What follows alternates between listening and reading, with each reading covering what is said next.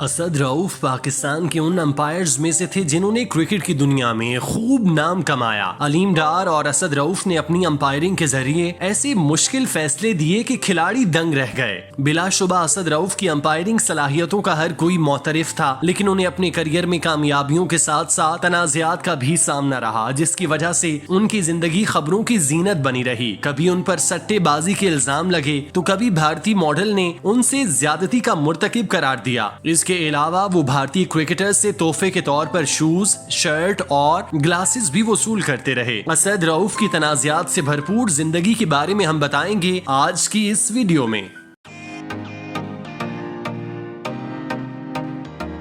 असद रऊफ साबिक पाकिस्तानी एम्पायर जो ICC elite list का कई सालों से हिस्सा थे, गुज़श्ता रात दिल का दौरा पड़ने से इंतकाल कर गए। पाकिस्तान क्रिकेट बोर्ड के सरबराह रमीज राजा ने जुमेरात को एक ट्वीट में इस बात की तस्दीक की और अपने दुख का इजहार करते हुए कहा, असद रऊफ के इंतकाल के बारे में सुनकर बहुत दुख हुआ। वो न सिर्फ अच्छे एम्पायर थे बल्कि उनमें मजाहिया मिजाज भी था। वो हमेशा मेरे चेहरे पर मुस्कुराहट रखते थे। इंडियन क्रिकेट बोर्ड ने साबिक एम्पायर को 2013 में IPL के दौरान सट्टे बाजी के एक वाकये में मुश्तबा तौर पर मुलव्विस होने पर 2016 में 5 साल के लिए मुअत्तल कर दिया था। साबिक एम्पायर का करियर अपने दौर के इख्तिताम तक तनाज़ात से दो चार रहा। ऐसा ही एक तनाज़ा उस वक्त हुआ जब साबिक भारतीय ओपनर वीरेंद्र सहवाग ने एक शो में इंकशाफ किया कि 2008 में ऑस्ट्रेलिया के खिलाफ मोहाली टेस्ट के दौरान एम्पायर असद रऊफ ने वाज़ेह तौर पर आउट होने के बावजूद उन्हें आउट नहीं दिया। सहवाग ने इंकशाफ किया कि उन्हें नॉट आउट दिया गया क्योंकि उन्होंने रऊफ को जूते, एक टी शर्ट और शीशे तोहफे में दिए थे। असद रऊफ को चीजें जमा करने का बहुत शौक था। उन्हें ब्रांडेड शीशे, टी शर्ट, जूते और दीगर चीजों के साथ पहनना पसंद था। मैं उस वक्त एडिडास का ब्रांड एम्बेसडर था, इसीलिए मैंने उन्हें जूते, टी शर्ट और शीशे तोहफे में दिए। मैंने उन्हें मजाक में कहा कि जब मैं बैटिंग कर रहा हूं तो उंगली ना उठाएं। सहवाग ने एक इंटरव्यू में कहा था और उसने बिल्कुल वैसा ही किया। हम 2008 के मोहाली में ऑस्ट्रेलिया के खिलाफ खेल रहे थे। मिचेल जॉनसन ने एक शॉर्ट पिच डिलीवरी की और मैंने शॉट लगाने की कोशिश की, लेकिन वो बल्ले से होती हुई कीपर के पास चली गई। उसकी आवाज इतनी ज्यादा थी कि ड्रेसिंग रूम के अंदर भी सुनाई दी, लेकिन असद रऊफ ने मुझे नॉट आउट दिया। ताहम असद रऊफ ने मैच फिक्सिंग के दोनों इल्जामात को भी सहवाग के दामों की तरदीद की और दावा किया वो कभी गैर इखलाकी रवैये में मुलव्विस नहीं रहे। मेरा इन मामलात से कोई ताल्लुक नहीं था। इल्जामात BCCI की तरफ से आए और उन्होंने खुद फैसला किया। असद रऊफ ने हम न्यूज को इंटरव्यू देते हुए उन इल्जामात की तरदीद की थी।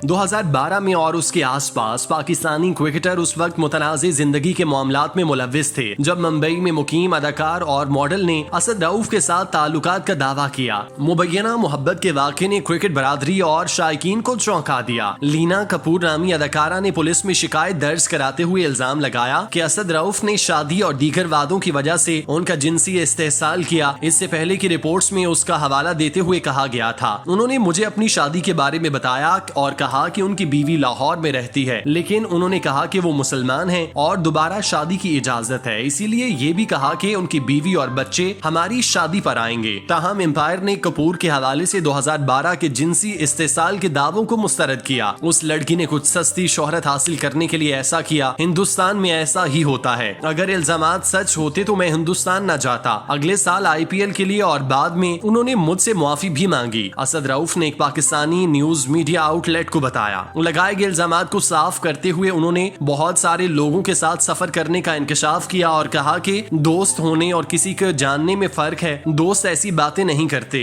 वो सस्ती पब्लिसिटी का फायदा नहीं उठाते। बाद में उनके हवाले से रिपोर्ट्स में बताया गया कि उनका खानदान उनसे मुतमईन है और उन पर मुकम्मल एतमाद है। मैंने कभी किसी को धोखा नहीं दिया। अगर मुझे उनसे शादी करनी होती तो मैं जरूर करता। वो लाइमलाइट में आना चाहती थी और वो आई हैं।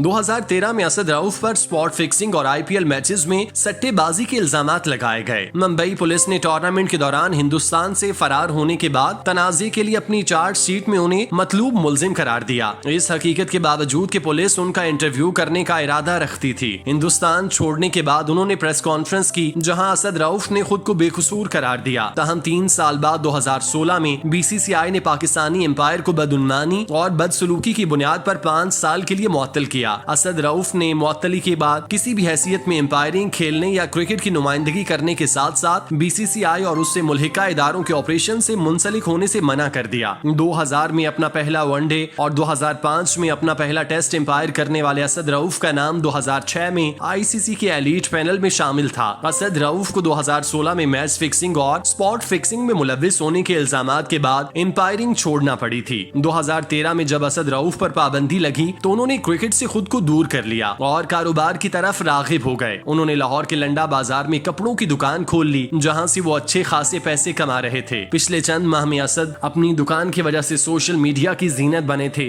इस दौरान बहुत से लोगों ने उनके इंटरव्यू के लिए उनकी जिंदगी के बारे में दरियाफ्त किया। बहुत से लोगों के लिए ये बात बाइस हैरत थी कि असद रऊफ ने लंडा बाजार में दुकान खोली है। असद रऊफ का एम्पायरिंग करियर एक तरफ था तो दूसरी तरफ उनके तनाज़ात थे, जिसकी वजह से उन्हें एम्पायरिंग से दस्तबरदार होना पड़ा। हालांकि वो अपने वक्त के टॉप एम्पायर थे जिन्हें आईसीसी ने एलीट पैनल का हिस्सा बनाया था, लेकिन शायद वो ये मकबूलियत संभालने में नाकाम रहे, जिसके बायस एक के बाद एक तनाज़ा उनकी जात से जुड़ता चला गया।